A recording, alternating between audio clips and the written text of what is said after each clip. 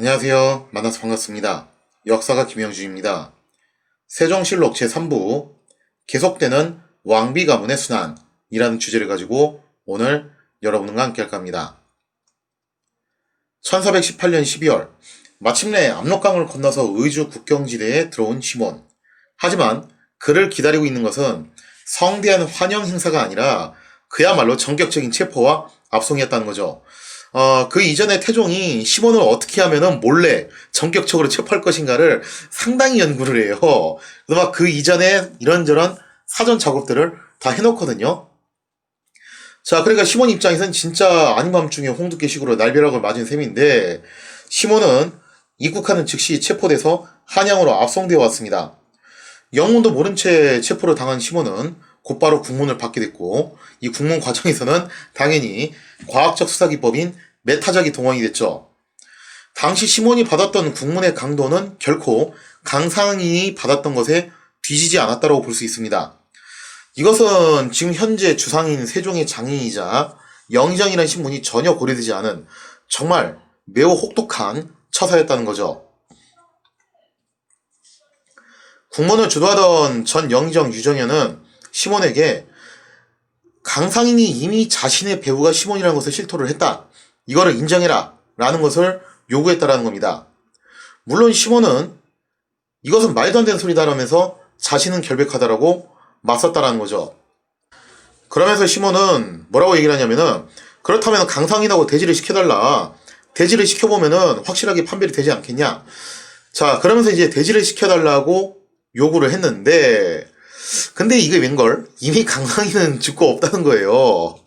그러니 시몬 입장에서는 무슨 수로 자신의 결백을 증명을 할 수 있냐? 이거죠. 자, 이쯤 되자 시몬도 슬슬 자신이 처한 상황에 대해서 판단이 서기 시작합니다. 지금 하루도 안 되는 사이에 2차례나 곤장을 맞고 압수형까지 당했어요. 시몬의 입지나 지위를 놓고 봤을 때 이거는 정상적인 국문이 아니라는 거예요. 그러면은 이렇게 비정상적으로 다급하게 국문을 가한다는 것은 결국 하나밖에 없다는 거죠. 시몬에 대한 처벌은 이미 정해져 있는 상황입니다. 남은 것은 뭐밖에 없냐면은 시몬의 형식적인 승복 절차뿐이라는 거예요. 그래서 그 형식적인 승복을 좀 빠르게 하기 위해서 이렇게 혹독한 국문을 가하는 것이 아니냐. 이제 시몬도 슬슬 이런 판단을 하게 됐던 거죠. 자, 생각이 여기에 이르자 시몬이 슬슬 체념하는 마음을 갖게 됩니다. 자, 그리고 국문을 주도하던 유정현 또한 시몬을 또 이런 식으로 회유를 해요. 아니, 알만한 사람이 왜 이렇게 버티냐. 지금 한번 생각을 해봐라. 당신의 지위와 신분적인 그런 위치를 놓고 봤을 때 하루 사이에 이렇게 국문을 가한다는 것은 이거는 답이 뻔하지 않냐. 더군다나 당신이 결백하다는 것을 증명할 수 있는 유일한 수단이 강상인과 대질신문을 하는 것 뿐인데 그 강상인은 이미 죗값을 치르고 죽었다. 그러면은 사실상 당신이 결백을 증명할 수 있는 방법이 있다 없다. 없는 거 아니냐. 자, 그러면서 이렇게 유정현이 나름 또 이렇게 회유를 해요. 회유라고 해야 되나 이런 걸 갖다가 하여튼 그러면서 솔직하게 승복하는 것이 조금이라도 고생을 덜할 방법이다라고 친절하게 귀뜸을 해줬다라는 거죠. 자, 돌이켜 생각해보면 유정현의 말이 옳았죠. 지난날 민씨 가문이 어떻게 파멸을 맞이했는지 시몬도 이것을 충분히 지켜봤잖아요. 지금 현재 일어나는 이 과정은 분명히 상황인 태종의 확고한 의지가 반영된 것이 분명하다는 거죠. 즉 자신은 여기서 빠져나갈 수 있는 방법이 없다라는 거예요. 그냥 순순히 승복하는 것이 자신한테 주어진 고통의 시간을 조금이라도 줄이는 방법이고 그나마 주변에 있는 가족들한테 조금이라도 덜 해가 가는 방법이라는 거예요. 이상의 내용을 사료를 통해서 살펴보면 이렇습니다. 시몬이 강상인들이 벌써 죽은 줄 모르고 그들과 더불어 대변하기를 요구했다. 자, 그래서 시몬은 자신의 결백을 입증하기 위해서 일단 대질 신문을 갖다가 요구를 했죠. 그러거나 말거나 계속 가혹한 구문이 이어지게 됩니다. 이에 매로 치고 압술형을 쓰니 시몬이 말하기를 반드시 면하지 못할 것이라 하면서 자, 강상인이 이미 죽었다는 사실도 들었고 그리고 또 이런 식으로 급하게 국문을 가하는 걸 보니까 아, 이거 나는 이미 처벌이 정해져 있는 거구나 하고 감을 잡은 거예요. 드디어 복지하기를 상인 등 여러 사람이 아랜 바 모두 같습니다. 자, 그러면서 결국 순순히 자복을 하기로 결정을 하죠. 신은 무인인 까닭으로 병권을 홀로 잡아보자는 것뿐이고 함께 모의한 자는 상인 등 여러 사람 외에 다른 사람은 없습니다 하였다. 여기서 이제 신은 무인인 까닭으로 라고 말한 게 뭐냐면은 사실 시몬 집안 자체가 원래는 무인 집안이에요. 아버지 심덕부 자체가 이 사람이 이제 무인이었고 시몬이 고려시대에 국자감시를 통과한 인물이긴 한데 무관직을 좀 많이 해봤던 인물입니다. 그래서 이런 표현을 이제 썼던 것 같아요. 그래서 이제 시몬이 말을 그렇게 지어낸 거죠. 원래 제가 무인 가문이다 보니까 병권을 장악해서 뭔가 좀 이제 큰 뜻을 이뤄보고 싶은 그런 마음이 있었다. 그래서 그랬던 것이다. 함께 모의한 자는 이미 죽은 사람들 외에는 더 이상 없습니다. 하면서 이렇게 순순히 자복하는 방향으로 가게 되었다는 거죠. 결국 시몬은 유정현이 회유한 대로 순순히 자복하기로 결정을 했고 시몬은 강상인의 주장에 자신이 동조했으며 지난번 오매패 상하패 사건도 자신이 사주한 일이라고 이렇게 인정을 하는 말을 하게 돼요. 그리고 시몬의 승복이 이뤄지자 그에 대한 처벌은 그야말로 정강석화처럼 이뤄지게 됐다는 거죠. 시몬은 바로 다음날입니다. 다음날에 사약을 드링킹하게 돼요. 그리고 시몬의 어머니와 자매들은 관노를 전락하게 되면서 왕의 장인인 시몬 가문은 이렇게 파멸을 맞이하게 되었다는 거죠. 자, 이렇게 해서 시몬이 비명에 가게 됐는데 문제가 하나 있었어요. 문제가 뭐였냐? 시몬의 딸이자 세종의 왕비인 소원왕후 심씨는 여전히 중전의 자리를 유지하고 있었다는 점이죠. 소원왕후 심씨는 부친의 비극적인 죽음에 대해서 무척 슬펐겠지만 울음소리조차 제대로 낼 수가 없었을 겁니다. 여기서 이제 대놓고 슬퍼하는 모습을 보였다가는 자신의 목숨도 어떻게 되는지 모르는 거예요. 더군다나 부친의 비극적인 죽음이 사실상 자신이 왕비가 되었기 때문이라는 점을 생각한다면은 그녀의 슬픔은 몇 배로 더 컸겠죠. 부친이 역적이 돼서 죽었으니 어떻게 보면 이제 소원왕후 심씨도 중전의 자리를 유지하기 힘들 거 아니에요? 가슴이 아프고 두렵기는 세종도 마찬가지였어요. 그래도 자신이 명색이 지금 현재 임금인데 세종은 자신의 왕비를 위해서 해줄 수 있는 것이 그야말로 아무것도 없었습니다. 이로써 세종 즉위 초에 발생했던 이중 권력은 사실상 끝이 나게 됐고 이제 진짜 권력자가 누군지 누가 허세고 누가 실세인지가 확실하게 판별이 났다는 거죠. 말이 좋아서 세종이 현재 주상일 뿐이지 실질적인 권력은 오롯이 상왕인 태종이 갖고 있다라는 것이 이제 명백하게 밝혀졌다는 겁니다. 세종 또한 자신의 처지를 깨닫고 이후부터 철저히 고개를 숙이면서 부왕의 뜻에 복종하는 그런 형태로 가게 돼요. 자, 이렇게 태종의 시대가 한동안 계속 지속되었다는 거죠. 한편 마음이 복잡하기는 유정현과 박은도 마찬가지였어요. 야사인 기재작기에는 이런 말이 나와 있습니다. 시몬이 박은에게 앙심을 품고서 사약을 받기 전에 이런 말을 했대요. 절대로 박씨 집안과는 혼인을 하지 말라. 그런 유언을 남겼다라고 하죠. 왜냐면 시몬 입장에서는 자기가 이 꼴이 나는 그 결정적인 역할을 했던 인물이 바로 박은이거든요. 물론 유정현도 중요한 역할을 했지만 박은이 유달리 이제 자신을 평소부터 견제도 많이 했고 특히 이번 기회를 삼아가지고 자기를 골로 보내기 위해서 온갖 수작질을 다 부렸을 게 뻔하잖아요. 그죠? 자, 그래서 시몬은 박은에게 이런 앙심을 품고서 앞으로 박씨 집안하고는 절대로 혼인하지 말라는 유언을 남기게 되죠. 물론 박은이 시몬에 대해서 경쟁의식을 갖고 있었고 이런 부분들은 실록에서도 기록될 정도로 시몬을 굉장히 많이 견제해왔던 것이 사실이에요. 하지만 박은이 시몬 제거에 앞장섰던 것은 단순히 경쟁자인 시몬을 제거하고자 했던 것만 아니었습니다. 이것은 박은이 항상 태종의 마음을 잘 파악했기 때문이라는 거죠. 자, 아무튼 이제 이 시몬의 유언에 대한 야사 내용을 한번 사료를 통해서 살펴보도록 할게요. 이게 연려실 기술에 써 있는데 구체적인 내용은 기재작기에 또 기록이 되어 있죠. 자, 한번 보면 이렇습니다. 시몬이 죽음에 임하여 집안 사람에게 말하기를 대대로 박씨와는 서로 혼인하지 말라 하였으니 이는 박은이 자기의 죽음을 강력하게 주장했기 때문에 깊이 한스럽게 여긴 것이다. 심씨 집에서 과연 대대로 그 말을 지켜 감히 혼인을 논하지 못하였고 다만 심령 한 사람만이 박씨의 문중에 사이가 되었으나 역시 자녀가 없었다. 그러면서 정말 그 후손들이 그 유언을 지키려고 노력을 좀 많이 했다라는 거죠. 자, 그 정도로 이제 시몬하고 박은의 사이가 아주 견원지간이고 앙숙이었다라고 이제 볼 수가 있는데, 다만 두 사람 사이가 이렇게 견원지간의 앙숙이라는 이유 하나만 가지고서 설명할 수 있는 부분은 아니라는 거죠. 박은이 도대체 그럼 왜 이렇게 시몬을 맹렬하게 공격을 했냐? 사실상 그를 죽음으로 왜 몰고 갔냐?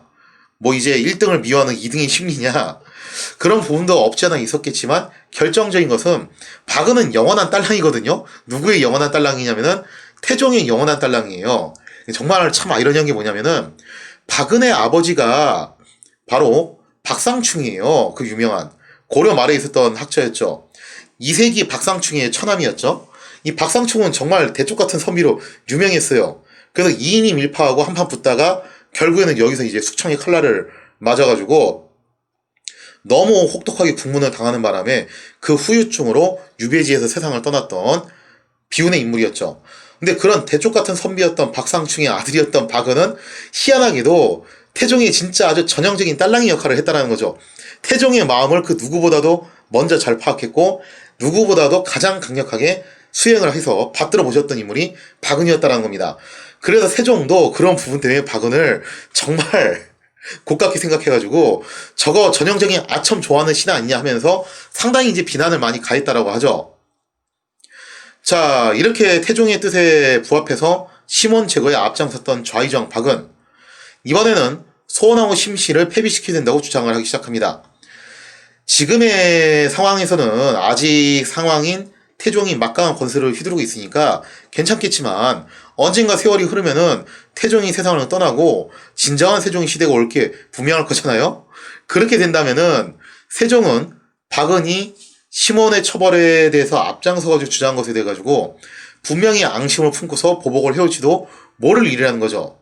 이에 박은은 역적에 따를 국모의 자리에 둘 수가 없다. 이런 논리로 왕비를 당장 폐위할 것을 강력하게 주장을 했다라는 겁니다. 그러나 천하의 박은도 이번에는 헛다리를 짚었어요. 박은의 주장에 상황인 태종은 뭐라고 이제 답변을 하냐면은 이미 소원하고 심씨는 왕실에 시집을 온 상태니까 친정집의 죄와 연좌할 수 없다. 시집을 왔으면 이제 당연히 우리 집안 사람이지 왜 친정집 죄를 가지고서 연좌를 시키냐 하면서 선을 그어버렸다는 겁니다. 태종의 입장에서는 소원하고 심씨를 폐비시킬 이유가 없는 게 사실 그렇거든요. 이미 그녀는 아들을 둘이나 순산한 상태예요. 그리고 여지껏 어떠한 말썽도 일으킨 적이 없는 그야말로 1등 며느리감이었다는 거죠. 그러니 태종 입장에서는 소원하고 심씨를 도대체 왜 폐비하냐 이거죠. 문제가 전혀 없는 사람인데. 자, 그래서 태종이 여기서 이제 나온 게 이겁니다. 태종이 원했던 것은 이거예요. 태종은 혹시라도 미래에 막강한 권력을 휘두를 수 있는 외척인 시몬을 경계해서 시몬을 제거하려고 했던 것이지 폐비가 목적은 아니었다라는 거죠. 여기서 이제 박은이 헛다리를 짚은 겁니다.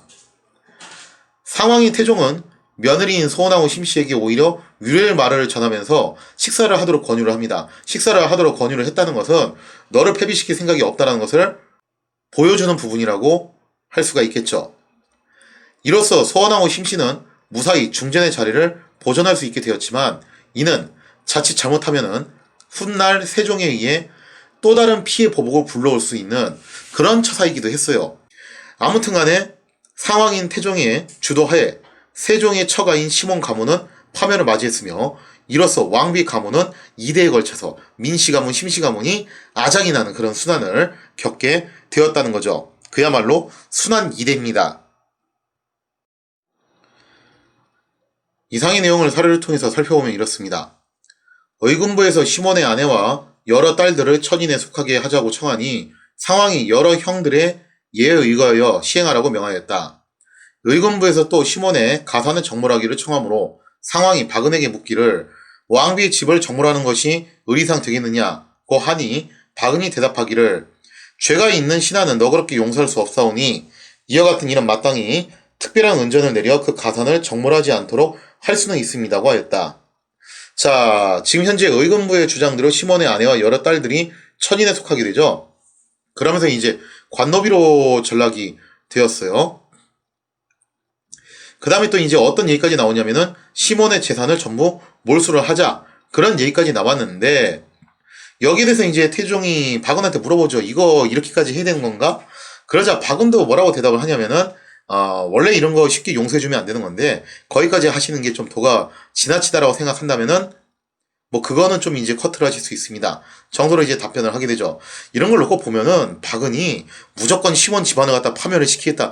그런 이제 악독한 생각만 갖고서 일을 저질렀던 거는 아닌 것 같아요. 그러니까 나름 또 이런 부분에 있어서 박은도 좀 이제 유화적인 측면을 보였다라는 거죠. 어쨌든 간에 이제 이때 당시 조치로 시몬의 가족들이 전부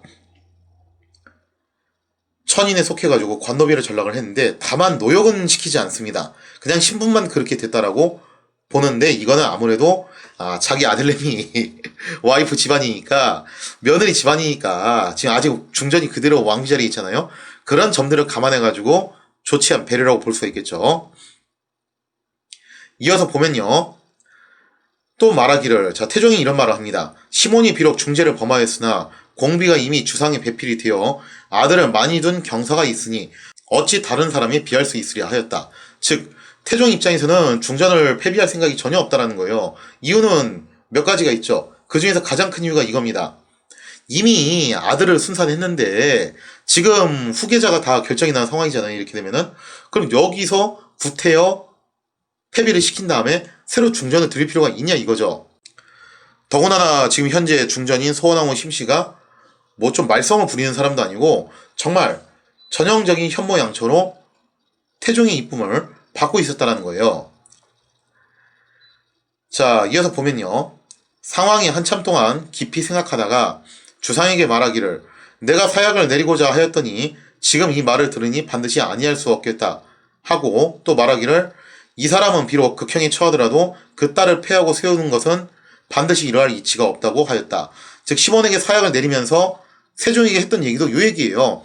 시몬은 지금 중죄를 저질러가지고 사약을 내리는 거지만 그 딸까지, 이미 중전은 현재 중전을스 위치에 있으면서 그 역할을 잘 수행하고 있는데 그 딸까지 폐할 필요는 없다라고 이미 세종에게 이렇게 언지를 줬다라는 거죠. 자, 이처럼 태종은 외척들이 힘을 갖는 것을 굉장히 경계했는데, 물론 이것은 동서고금의 역사 속에서 외척들이 막강한 권세를 장악해가지고 나라를 파국으로 몰고 간 선례가 있었기 때문에 그거를 경계해서 그랬을 거예요. 대표적으로 한 제국이 그런 식으로 몰락을 했잖아요. 전한 같은 경우는 아예 외척인 왕망이 황제 자리를 찬탈을 했고, 후한 같은 경우는 십상시하고 외척의 대표 주자였던 대장군 하진 사이의 권력 암투로 인해서 또 몰락을 하게 됐죠. 그래서 외척은 하여튼 위험하다라고 생각을 했던 겁니다. 더군다나 태종은 과거 시험까지 합격했던 성리학자잖아요. 자, 그거 말고도 또 하나 더 이유가 있다면은, 이건 이제 개인의 경험적인 이유인데, 과거 계모인 신덕왕후 광씨와의 처절한 권력 암투를 한번 경험했기 때문에 외척을 또 그렇게 경기를 했던 것이 아닌가, 그렇게 추정을 해볼 수가 있겠죠. 그러니까 따지고 보면 신덕왕후 광씨는 그 집안이 그렇게까지 완장차고 설치지는 않았어요. 집안 자체는 그냥 조용히 있었거든요. 그럼에도 불구하고 저렇게 남편만 휘어잡아도, 왕비가 남편만 제대로 휘어잡아도 막강한 권력을 갖게 되는데 그 집안까지 나서가지고 저런 식으로 설치고 다닌다면은 이건 위험한 거 아니냐. 그래서 태종은 외척 세력을 경계하는 것이 하나의 신념이 됐고, 일종의 예방 차원에서, 뭐 실제로 시몬이 이런 식으로 사고를 칠지 어떨지 모르는 일이잖아요. 민씨 가문들도 그랬고. 그런데 일단 혹시 모르니까 예방 차원에서 본인 입장에서는 이게 엄청난 트라우마로 작용을 한 거예요. 예방 차원에서 일단 외척들을 싹 다 정리하고 봤던 거고요. 그리고 아들인 세종이 아마 이런 거 그렇게 매몰차게 못할 것이다, 그렇게 생각을 해가지고 아들이 참아할 수 없는 거를 자신의 손으로 대신해 준 거라고 볼 수가 있겠죠. 한편 시몬의 몰락을 보면서 속으로 안도의 한숨을 내쉬는 이가 있었을 거예요. 그게 누구냐면은 다름 아닌 양평대군이 폐쇄자가 되는 바람에 졸지에 지방으로 쫓겨난 양녕대군의 장인인 김한로였죠. 만약 사위인 양녕대군이 폐쇄자가 되지 않았다면 어쩌면 자신이 시몬의 꼴이 났을지도 모를 일이잖아요. 인생지사가 진짜 세용지마라고 김한루는 사위가 폐쇄자가 되는 바람에 어떻게 보면은 그 덕으로 천수를 누리게 됐으니 참 삶이란 이런 거 보면은 알다가도 모를 일이니까 그런 생각이 듭니다. 자, 아무튼 이렇게 해서 태종은 자신의 아들 세종을 위해서 정말 비정하게도 며느리의 집안을 완전히 아작을 내버립니다. 자, 그러면서 이제 태종은 세종한테 제대로 된 왕권을 넘겨줄 수 있는 그런 준비들을 어느 정도 마친 상황인데, 아직까지는 태종 시대예요. 그리고 이 태종 시대에 있었던 굉장히 또 중요한 사건이 있습니다. 이때쯤 해서 이제 슬슬 남쪽에서 일어나고 있는 외국 문제에 대해서 결착을 지을 때가 맞다라는 생각을 하게 되는데, 과연 당시 외국 문제는 어떤 식으로 진행을 하고 있었는가? 거기에 대한 이야기는 다음 시간에 이어서 계속하도록 하겠습니다.